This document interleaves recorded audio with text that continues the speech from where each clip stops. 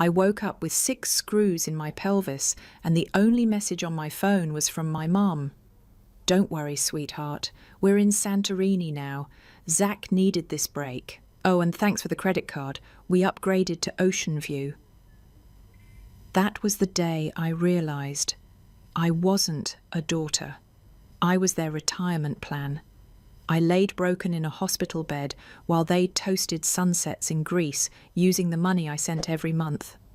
But what they didn't know, that was their last sip on my dime. Because when I heal, I'm not just walking again, I'm walking away for good. When I was 12, my mum promised she'd close her boutique early and take me out for Korean BBQ, just the 2 of us. I'd never been to a restaurant alone with her. She was always too busy arranging flowers, managing suppliers, or worrying about my younger brother Zach.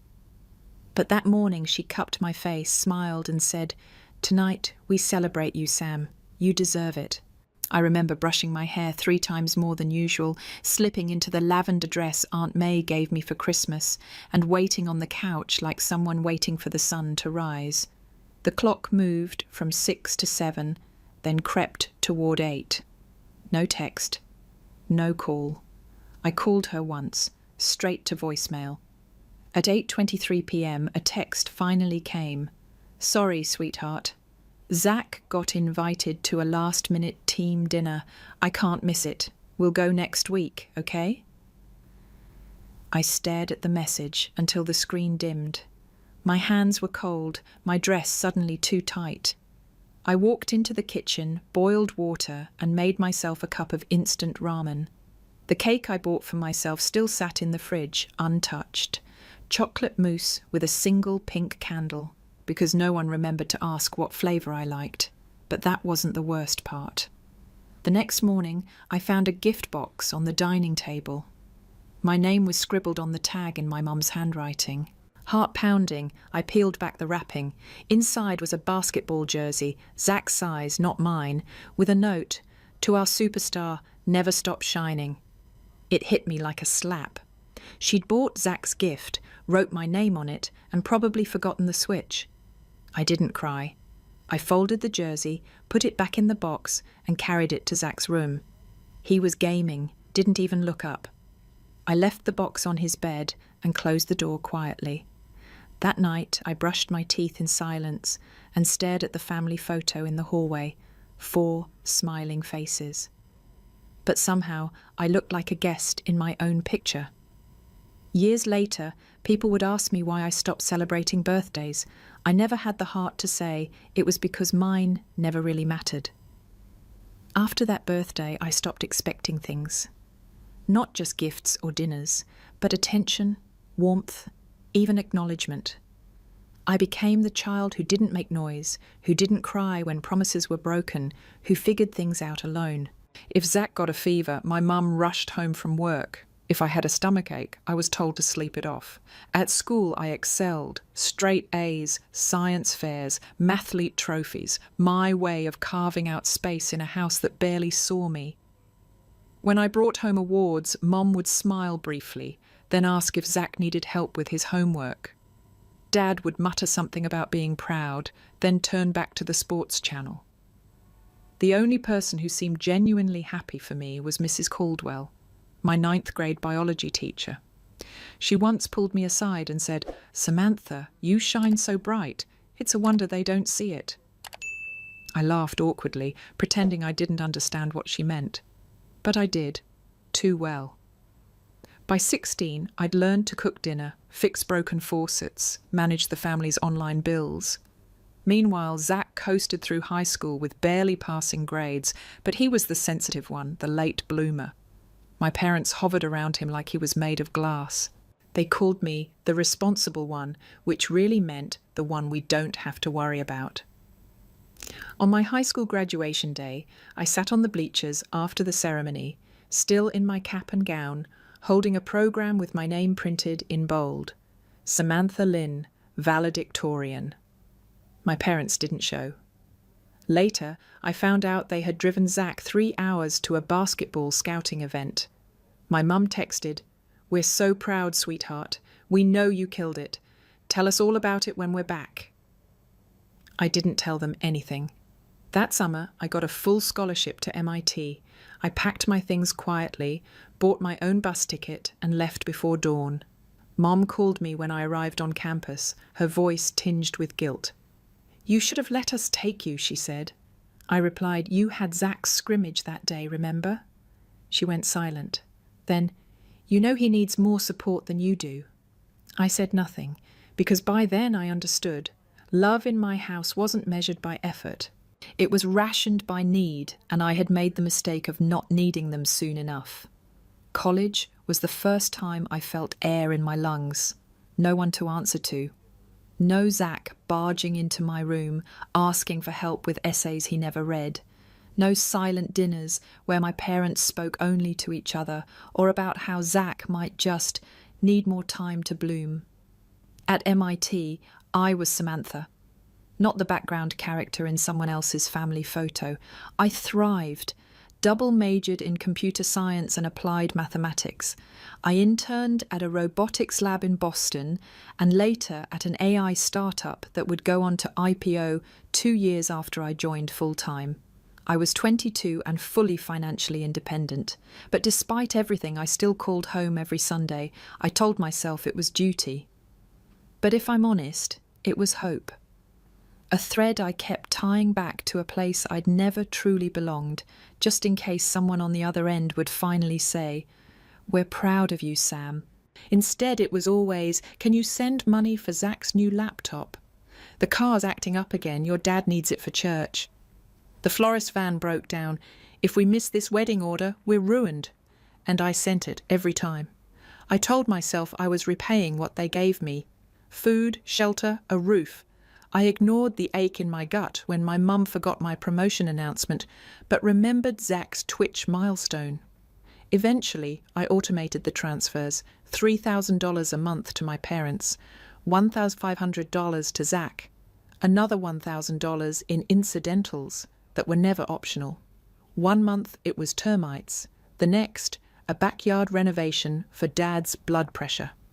And yet, every Christmas, every Thanksgiving, I was alone. They always had an excuse. A flight too expensive. Zach catching a cold. Mum needing to keep the shop open. I once asked if they'd visit me in Seattle. My mum sighed. "It's just so far, honey, and Zach hates long flights. Maybe next year." But every year I saw the same photo on Facebook. Them at some resort. Florida, Arizona, Napa Valley. And always, family time is the best time. They never tagged me. Still, I stayed quiet. Because I believed that maybe, if I kept giving, one day they'd remember I was part of the family too. That belief, fragile and flickering, stayed with me for years, until the accident, until the moment I realized they didn't forget me by mistake. They never remembered me at all. It happened on a Thursday evening. I had stayed late at the lab, debugging a simulation model that refused to converge.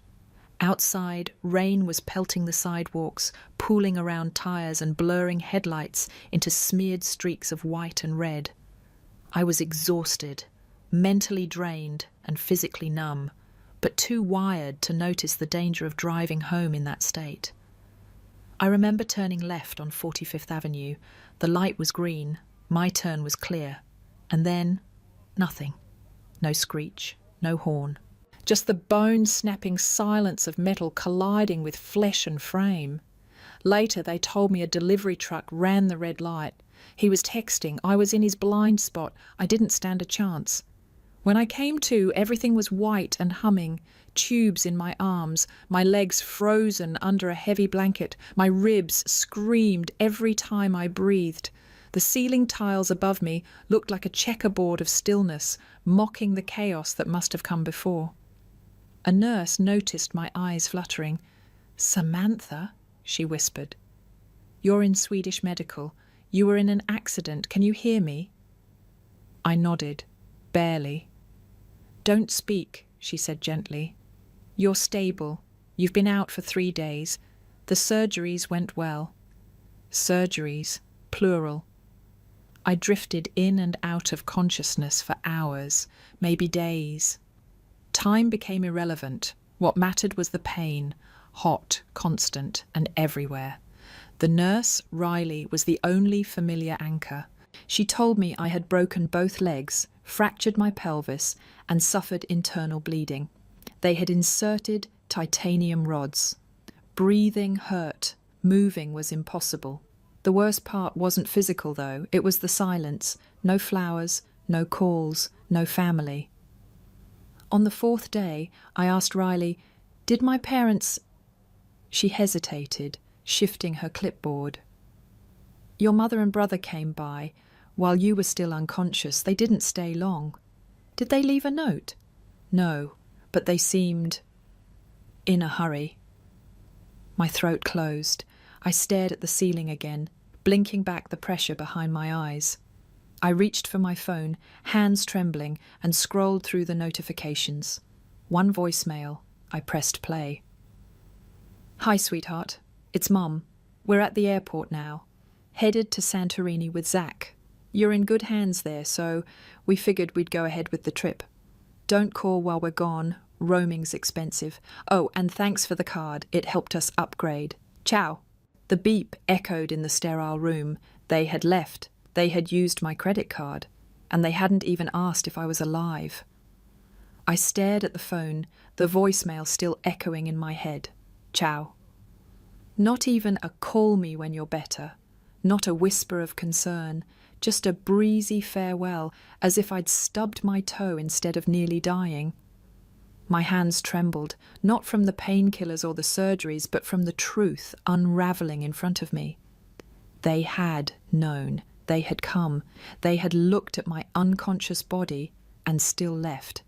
I tried to rationalise it. Maybe they thought I'd pull through. Maybe they panicked. Maybe... But then I remembered something Riley had said earlier.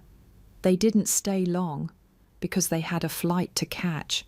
I opened my banking app, 15,642.87 charged to my primary credit card. The note, 3 business class tickets, Santorini, followed by $830 at a luxury boutique hotel, $1,120 at a rooftop restaurant, another $960 for a boat tour. All within 2 days of the accident. I couldn't breathe. I felt like I was drowning in air. My oxygen levels spiked and a nurse came rushing in, adjusting my IV, pressing buttons, calling for backup. But none of that compared to the crushing weight inside me. They used my money. The same money I'd sent month after month, for bills, for Zach, for emergencies. They'd used it not just to abandon me, but to celebrate their escape. And that comment on my mum's private Facebook post, "Thanks to our girl for the upgrade, hap family first," suddenly made sense. She had posted it 2 days ago. I had still been sedated, unconscious, tubes in my throat, and they were laughing in the Aegean sun.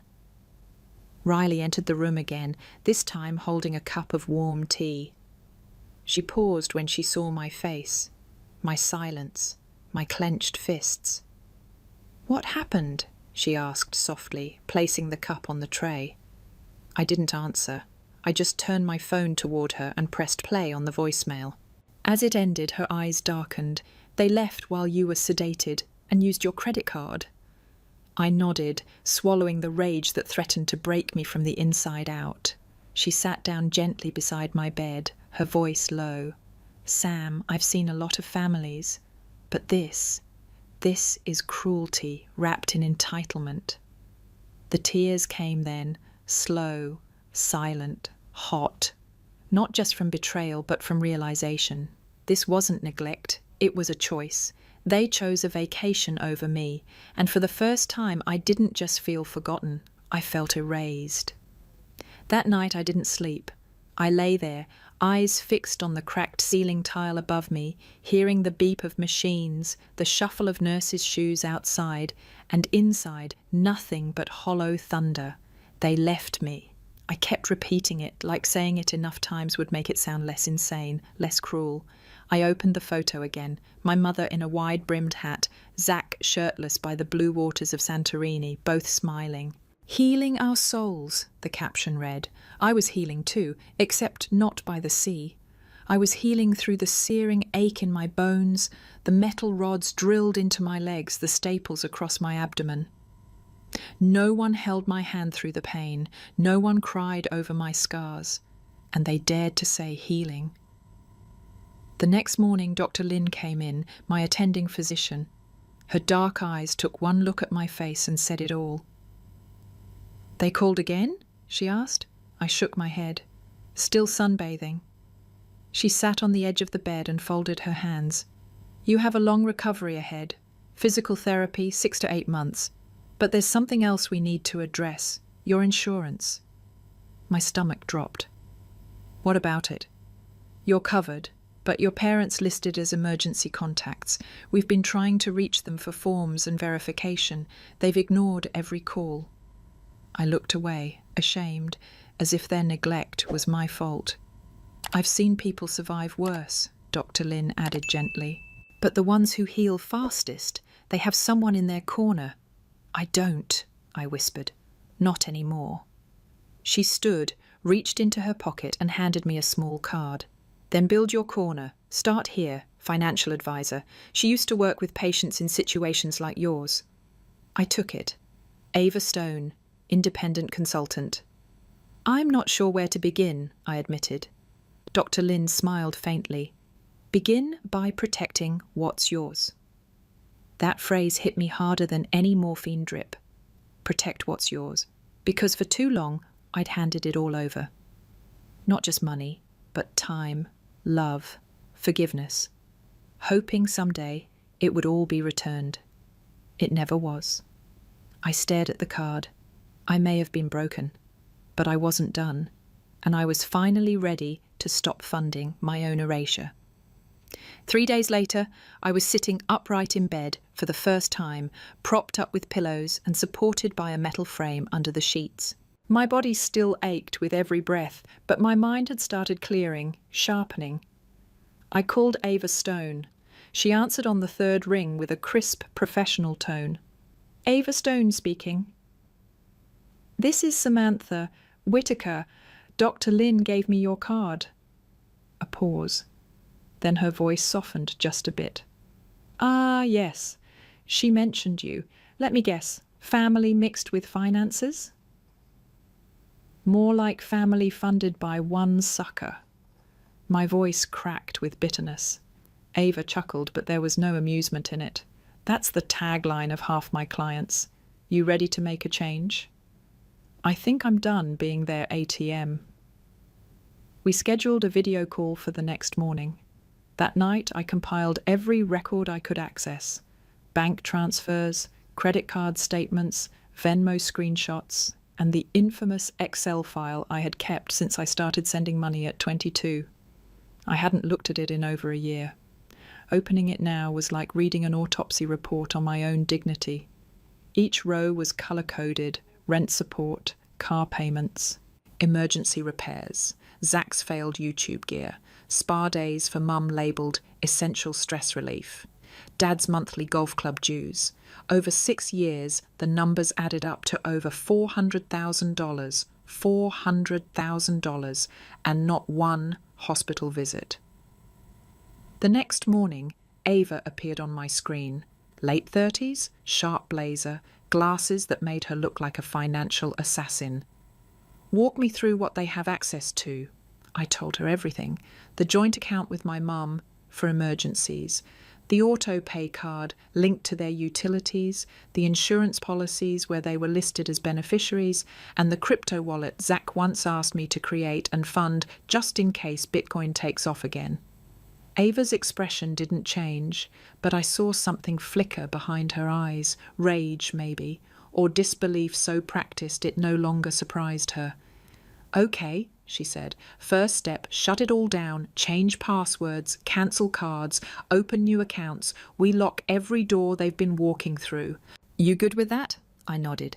"Second step," she continued, "you build new boundaries, and we make sure they hold legal weight." "For once," I whispered, "I want to keep something that's mine." "Good," she said, because they've been living on borrowed loyalty. Over the next 2 days, Ava guided me through the digital purge of my financial life. Each step felt like peeling away layers of skin, but not mine.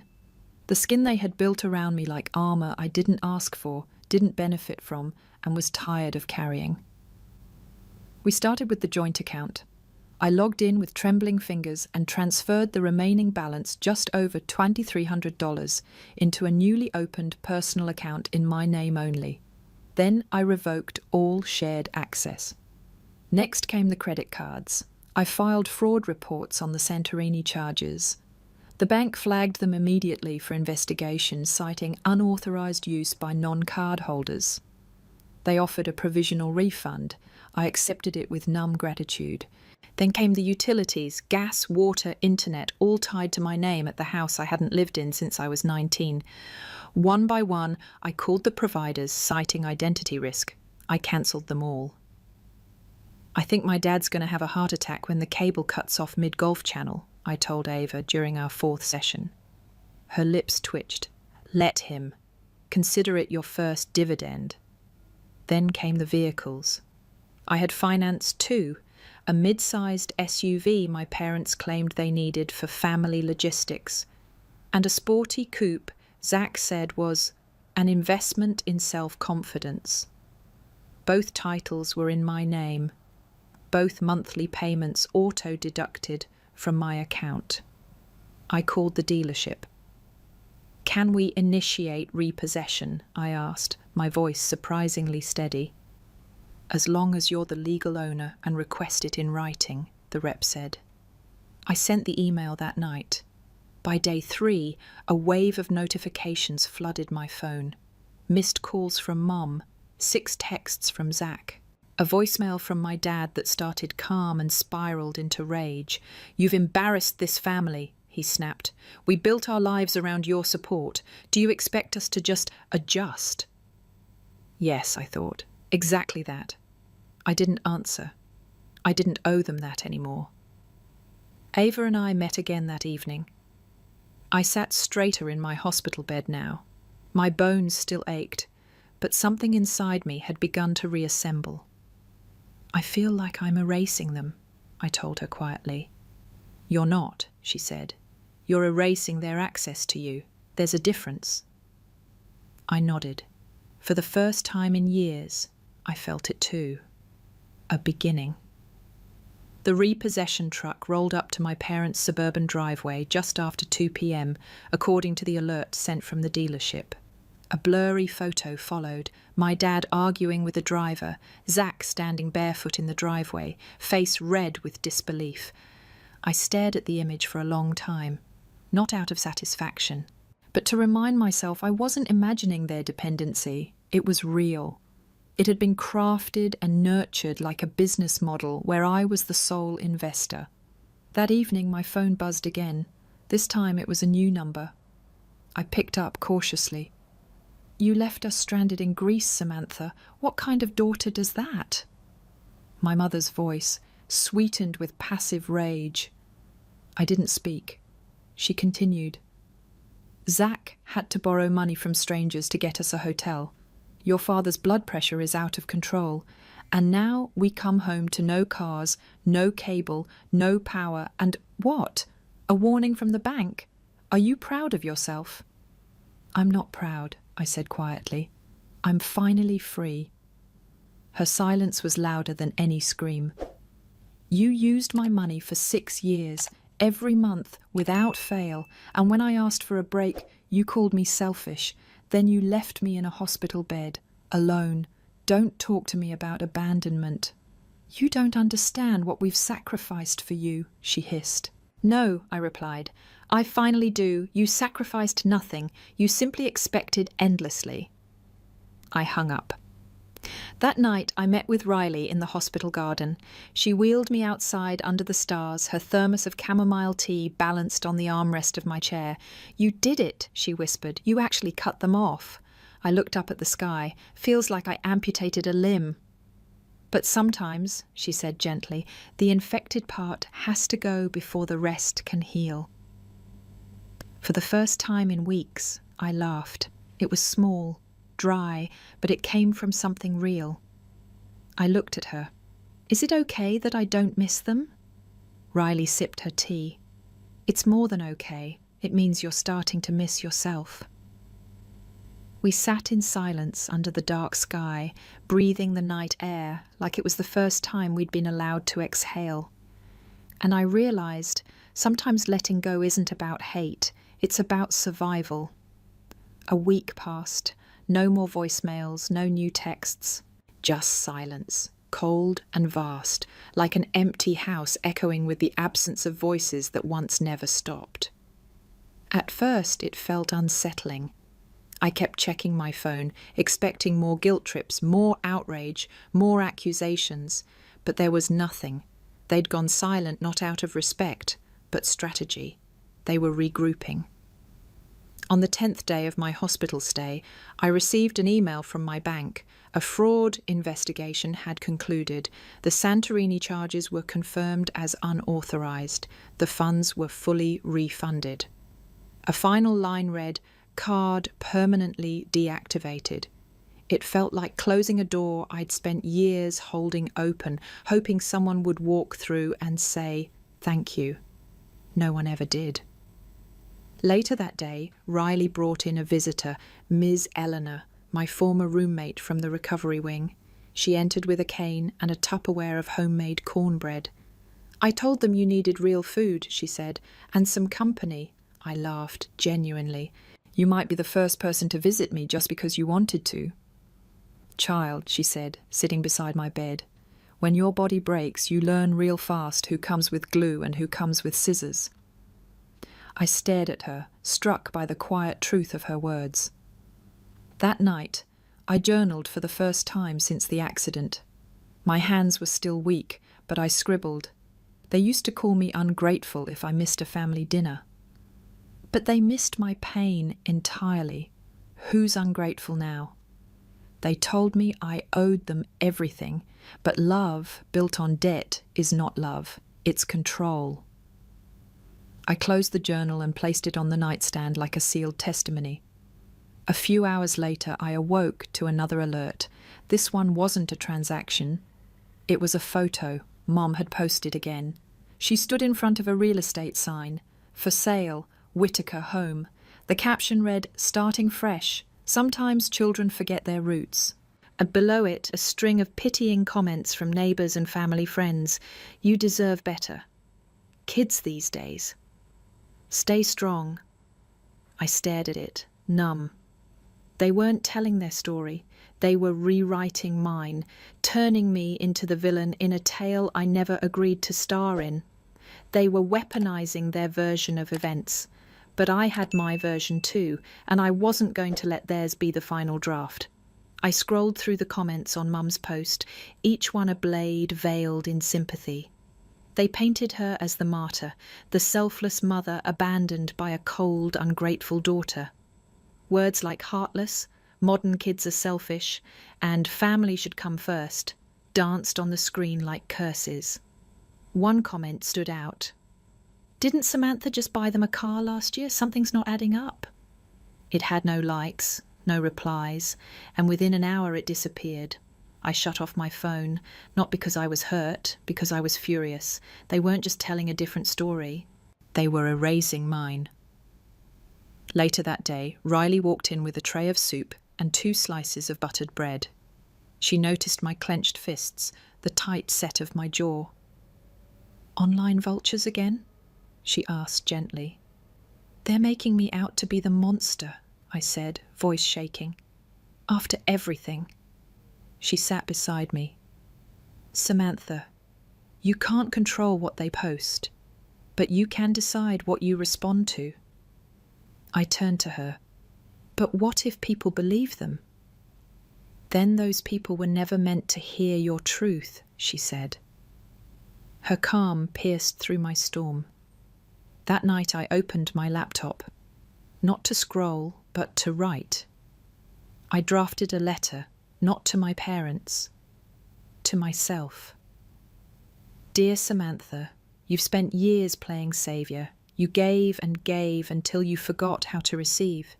until your silence became their comfort and your kindness their entitlement. But this story isn't theirs to tell anymore. It's yours. You are not cruel. You are not selfish. You are reclaiming your life. I ended the letter and saved it under a new folder, My Story, Not Theirs. The next day, I printed it out, taped it to the hospital room wall beside the window. Miss Eleanor saw it when she came by and nodded in approval. Your gospel, she said, tapping the paper. By then, something inside me had shifted. I no longer needed their apology. I no longer cared about their pity. I wasn't broken anymore. I was rewriting. And the silence, it didn't scare me. It meant they couldn't twist the truth if I refused to speak their language. By Friday, I was able to stand on my own for 7 seconds. 7 shaky, painful seconds, but mine. Riley timed me with her phone, cheering like I'd just run a marathon. Miss Eleanor clapped from her chair in the corner, humming some triumphant opera tune. Even Leroy, the janitor, gave me a thumbs up through the doorway.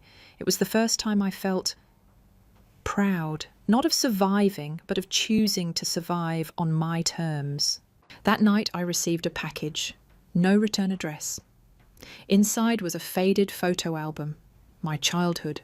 My birthday cakes, my school plays, family Christmas mornings, scribbled on the first page in my mother's handwriting, we did love you, once. It wasn't an apology, it was bait, a subtle whisper. Look how good it used to be. Come back. But I didn't cry, I didn't smile either. Instead, I wrote a short note and slipped it back into the return envelope. Love that demands loyalty without respect isn't love, it's control. Please stop. The hospital staff offered to mail it for me. I handed it over without hesitation. The next morning, Riley brought a surprise. She had printed one of my journal entries and framed it. The one that said, I am not broken, I was just misused. She placed it beside my bed. You're becoming someone, she whispered.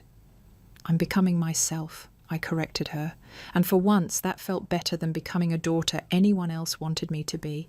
By Sunday, I received a single final message from Zach. No rage, no begging, just, you were supposed to be the one who never left. I stared at it. My thumbs hovered over the screen. And then I replied, I didn't leave. I just stopped letting you stay inside my life, rent-free, blocked, deleted, done. The silence after wasn't empty. It was peace, and in that peace I heard something louder than any family feud, louder than guilt, louder than grief. My own voice, for the first time in years, saying, You made it, Sam. You finally made it. The hospital discharged me 2 weeks ahead of schedule. Dr. Singh called it a miraculous recovery, but I knew better. It wasn't miracle. It was motivation. Every breath, every stretch, every agonizing step was fueled by the simple, burning truth. I had no one to fall back on anymore. Riley met me at the curb in a second-hand sedan she borrowed from her brother. She helped me into the front seat, adjusting the seatbelt like she'd done it 100 times before. You sure you're ready? She asked, peering at me over her sunglasses. I nodded, ready as I'll ever be. Our first stop wasn't a cafe or my new temporary apartment, it was the bank. I need to make a final withdrawal, I told the teller, placing my ID and the closed account folder on the counter. Cash only. The teller raised an eyebrow. It's quite a sum. I leaned in, steady. That's why it needs to be in my hands. She disappeared into the back. Riley glanced at me from the chair beside the window. You're making a statement. I didn't deny it. 15 minutes later, I walked out of the bank with a modest leather satchel, heavy with the weight of 6 years of unpaid boundaries. Back in the car, I exhaled like I'd been holding my breath since I was 25. Riley glanced at me. Feel better? I feel real, I said. We drove in silence for a while. Downtown Austin blurred past my window. Coffee shops, scooters, college kids laughing. I realized how long it had been since I noticed the world outside my financial spreadsheets. When we arrived at the apartment Riley had helped me rent, small, sunlit, and smelling faintly of cinnamon. I stood at the threshold for a long minute. "Scared?" she asked. "No," I whispered. "I'm grieving, but I'm not scared." Because this wasn't the loss of family, it was the loss of an illusion, and in its place, I had a shot at truth. That night, I sat cross-legged on the floor of my new living room, surrounded by quiet. Not loneliness, just quiet. I opened my laptop and wrote a single sentence in a new journal doc. This is the first day I didn't owe anyone anything. And for once, that wasn't terrifying. It was beautiful. The next morning, I stood at my window, sipping lukewarm tea, watching the sunrise paint streaks of gold across Austin's skyline. It wasn't the view from a penthouse, but it was mine, and for the first time in a decade, I didn't feel the pressure to explain or justify it to anyone. No calls, no lists, no guilt, just quiet. My phone buzzed around 9 a.m., a message from Ava, the financial advisor Riley had introduced me to. "Final document package is ready. Would you like to schedule the notarization this week?" I replied instantly. "Today, if possible." By noon, Ava arrived at my apartment with a sleek portfolio folder and a notary in tow. She laid out each document across my small kitchen table like sacred artifacts. "This officially severs your legal and financial ties to all shared accounts, services, and obligations connected to your parents and brother," she explained. "The car loans, utility bills, shared health policies, everything." I signed each page without hesitation. My hand was steady, my mind was clear. With the last signature, Ava smiled gently. This is your Declaration of Independence." The notary stamped the final form with a heavy thunk, and just like that, done. Ava stood to leave, but paused at the door. "You've done something most people never have the courage to do," she said. "You chose yourself." That line hit me deeper than I expected. After she left, I stared at the stamped documents and realized something. It wasn't just financial, it was emotional too. I had removed their access, not just to my bank accounts, but to my sense of worth. Riley came by that evening with Thai takeout and a set of inexpensive wind chimes. "They make the silence feel alive," she said, hanging them on the balcony. We ate on the floor again, legs crossed, dipping spring rolls in peanut sauce. "So, what now?" she asked. I didn't answer right away. I watched the chimes sway in the soft breeze, the light catching each metal strand. "I think I'm going to tell the story," I said finally. She tilted her head. "To who?" "To whoever needs to hear it. Because if I had felt alone through this, someone else probably did too. And maybe, just maybe, my story could be a mirror, a ladder, or even just a hand reaching out of the dark." And that, I realized, was the final withdrawal, taking back my narrative. I spent the following days in a quiet rhythm. Physical therapy in the morning, journaling in the afternoon, long walks, well, careful limps, with Riley in the evenings. Each routine carved out a new part of me I didn't know existed. Not the daughter, not the provider, not the fixer, just Sam. Some nights I woke from dreams where I was still begging my parents to listen, still trying to earn a love that always dangled just out of reach. But those dreams faded faster now, like fog under sunlight. Reality was sharper and kinder. One Friday evening, as rain tapped gently against the window, I opened my laptop and recorded a video. Just me, sitting on my couch, face bare, no script. My name is Sam Hartley, I'm 38, and I've spent the last 12 years funding a family that never saw me as more than a bank account. This isn't a revenge story, it's a recovery one. I spoke for 23 minutes about birthdays missed, sacrifices made, boundaries violated, about the accident, the voicemail, the silent hospital room, and the choice to stop. I didn't name names, I didn't blame, I just told the truth. When I uploaded it, I didn't expect anything. maybe a handful of views, a few strangers resonating. But within days, the video began to circulate. Comments poured in from all over the world. This is my story too. I thought I was alone. Thank you for saying the thing I've never had the courage to admit. One message read, "You just saved me from another year of guilt payments to people who never showed up for me." I cried reading that one, not because I was sad, because I was seen. A week later, I received a handwritten letter in the mail. No return address, just my name in familiar cursive. Inside, a single sentence. "We didn't know you'd go this far."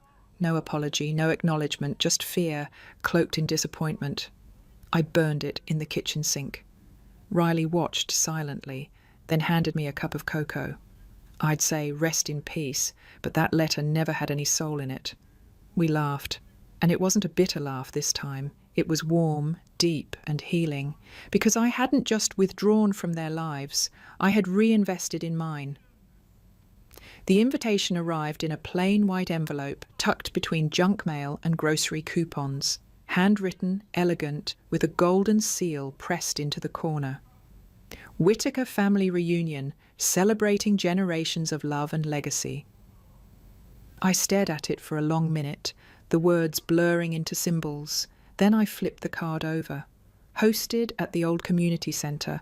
Saturday, potluck style, bring a dish and a memory. The irony hit me like a gut punch. They were celebrating love and legacy with folding chairs and casserole, and the person who had kept them financially afloat for over a decade was apparently welcome if I brought dessert. I placed the invite on the counter and walked away. For 3 days I ignored it.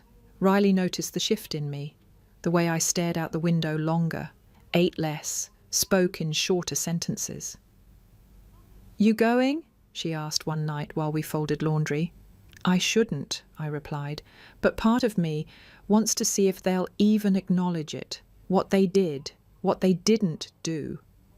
She didn't answer, just handed me a soft linen blouse and said, "If you go, don't bring a dish. Bring your boundaries." Saturday arrived like a storm cloud, and against every instinct I went. I didn't wear black or try to disappear.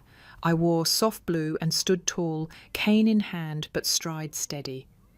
When I entered the community hall, I was hit with that smell of old linoleum and baked beans.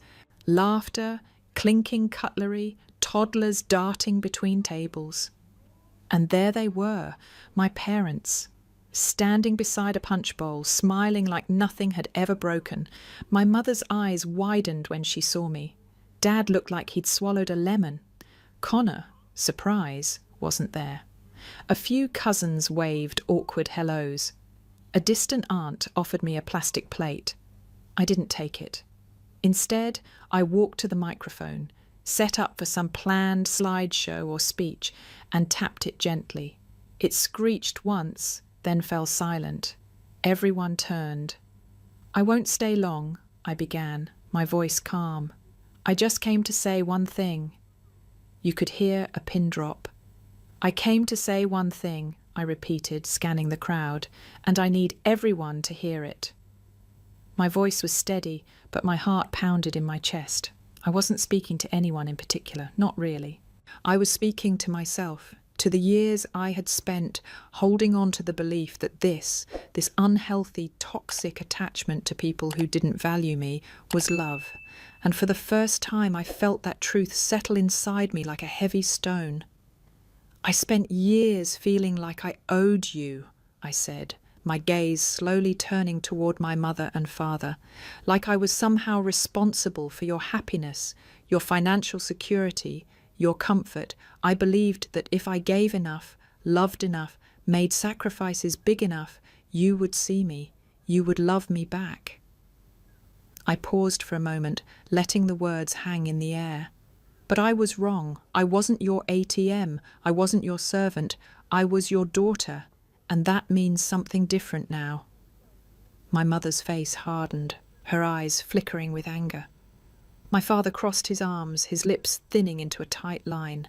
I took a deep breath. "I am not your backup plan. I am not a lifeline for your neglect. And I won't be silent anymore. My mum's eyes welled with tears, but I didn't flinch. I had seen those tears for years. They were never for me, only for herself. I've spent enough time trying to fix a broken family that wasn't mine to fix, I continued. And I'm done. I looked around the room. A few distant relatives shifted uncomfortably, but no one spoke. The silence felt different this time, heavy with the weight of truth. I'm not here for forgiveness. I'm not asking for anything from you. But I am taking back what was mine to begin with. My peace, my happiness, my future. I turned away from them, stepping back from the microphone and walking toward the door. As I reached for the handle, I heard my mother's voice break through the tension in the room. "Samantha, wait." I didn't turn around. "I loved you," she said, her voice trembling. "I know," I whispered, pausing at the door but not looking back. But love doesn't mean ownership. And with that, I left. I didn't need to hear anything more. I had said what needed to be said, and I had finally done what was necessary. I had walked away. I had let go. I stepped out of the hall and into the cool evening air, my heart still racing. But something else stirred inside me, a strange, liberating calm. The weight of years of manipulation and guilt started to lift piece by piece, like sand slipping through my fingers.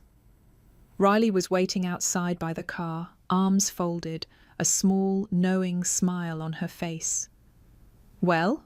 she asked, raising an eyebrow. "It's done," I said, my voice barely above a whisper. "I finally said it." "You did," she said, stepping forward and opening the door for me. "And you've been carrying that weight for far too long." I climbed into the car, feeling lighter with every breath. I never thought I'd be able to walk away. I thought I'd always need them. "You didn't need them," she replied softly. "You've always had everything you needed inside you. You just had to see it for yourself." As we drove away, the headlights cutting through the night, I felt like I was leaving behind not just the hall, but the last remnants of my old self. The self who was afraid of letting go. The self who thought she had to keep sacrificing to be loved. We passed a park on the edge of town, the streetlights casting soft halos on the grass. For the first time in years, I didn't feel the need to turn back, to go home, to check on the place where I was never truly at peace, the place where I had once felt like I was drowning in obligations. "Where are we going?" Riley asked, glancing at me. I looked out the window at the world passing by, wondering how I'd gotten here, wondering what came next. "I don't know yet," I said, a smile tugging at the corner of my lips. "But I think for the first time in my life, I'm excited to find out." Riley chuckled. "I'd say that's a good sign." We drove on, the road ahead uncertain, but mine to navigate. And as we continued on, I realized there was no need to look back anymore. The past had its place, but it no longer had a hold on me. I was no longer defined by their expectations or the roles they had assigned me. This was my life, my future. And for the first time in years, I had all the time in the world to decide what I wanted it to be. The months following that day passed in a blur of small, deliberate steps. I woke up every morning with a new sense of purpose, not just in my work, but in my life. Each day was mine to shape, no longer dictated by the fear of disappointing anyone, no longer ruled by the toxic pull of my family's demands. I threw myself into the work I loved, my job at the fintech company, where I was now leading a team. I started a side project, creating an AI tool to help people track their emotional well-being, something that had been brewing in my mind for years. It felt like finally using my skills for something I wanted, not something someone else needed. But there were moments, quiet moments, when the weight of it all would catch up to me, when the silence in the space where family used to be felt like an old, familiar ache. It wasn't a wound anymore. It was a scar, one that had started to fade into the background, but that would never quite disappear. One morning, as I sat at my desk, drafting code for the emotional well-being app, I received a message. It was from my mother. "We haven't spoken in months. I miss you. Let's talk." I stared at the message for a long time, my fingers hovering over the keyboard. Part of me felt a tug, an old, deeply ingrained desire to fix things, to heal the rift, to give them one more chance. But I had learned something powerful in the months since I left their world behind. Love is not about giving without end. It's not about sacrifice at the expense of your own well-being. It's about mutual respect, about boundaries that protect both sides. I didn't answer immediately. Instead, I went for a walk in the park by my apartment, something I had started doing every morning to clear my head. As I walked, I thought about everything, about the years I had spent apologizing for my existence, about the times I had felt small and insignificant, about the sacrifice I had believed was necessary to be loved. And I thought about Riley, about how, when I was at my lowest, she had been the one who showed up, not because she owed me anything, but because she cared. No manipulation, no strings attached, just genuine kindness. When I returned home, I opened my phone and typed a response. "I'm doing well, Mum, but I can't be part of that world anymore. I've found my own path and I need to keep walking it. I hope you can understand." I hit send. It wasn't a rejection, it was a declaration. I had chosen myself, and that was enough. Weeks went by without any response from my parents. At first, there was a small, persistent part of me that expected a rebuttal, an angry reply. But the silence stretched on, and for the first time, I wasn't anxious about it. I didn't feel the familiar knot in my stomach when I thought of their absence. Instead, there was a quiet space, one I had made for myself, full of possibilities. I spent my days building my app, diving deeper into work, and slowly but surely reconnecting with myself in ways I hadn't imagined possible. I took long walks in the park, experimented with new recipes I had always wanted to try, and even took a weekend trip to a cabin in the woods to clear my head. But it was the quiet moments at night, when I sat on the balcony, sipping tea, looking at the stars, that I began to realize how far I had come. I wasn't looking over my shoulder anymore. I wasn't measuring my worth against their expectations or their demands. I was simply living. Then one morning, I received a notification from an old email account, one I had completely forgotten about. It was an email from my brother, Zach. "I get it now. I always thought you were just abandoning us, but you weren't. I was too selfish to see it. I'm sorry." The words hit me harder than I expected. I had never thought Zach would understand. After everything, the years of neglect, the silent favoritism, the constant demands, I had written him off. But this message, this simple, heartfelt apology, brought with it a sense of closure I hadn't known I needed. I sat there for a long time, reading the words over and over. There was no excuse for his actions, no quick fix to the years of harm. But there was something in this message that felt different. It felt like he was finally seeing me, not as a resource, not as a savior, but as Samantha. I thought about what to do next. Should I respond? Should I open that door again? I realized I didn't have to decide right away. I had learned something important in the last few months. I get to choose. This was my freedom. The freedom to decide how I wanted to move forward, to choose who I let in and who I left behind. With that realization, I smiled. For the first time, I was walking my own path, and no one could take that away from me. The future, uncertain as it was mine to shape. A few days after Zach's email, I found myself sitting at the park bench I had visited so many times over the past few months. It was early afternoon, the sun shining warmly through the trees, and I was finally beginning to feel the full weight of what had happened. For so long, I had been running from my family's expectations, from their demands, from the image of myself they had shaped for me. But now I was standing still, embracing the space I had created for myself. It was mine, and I was learning how to fill it with things that mattered to me. As I sat there, I replayed the message from Zach in my mind. I get it now.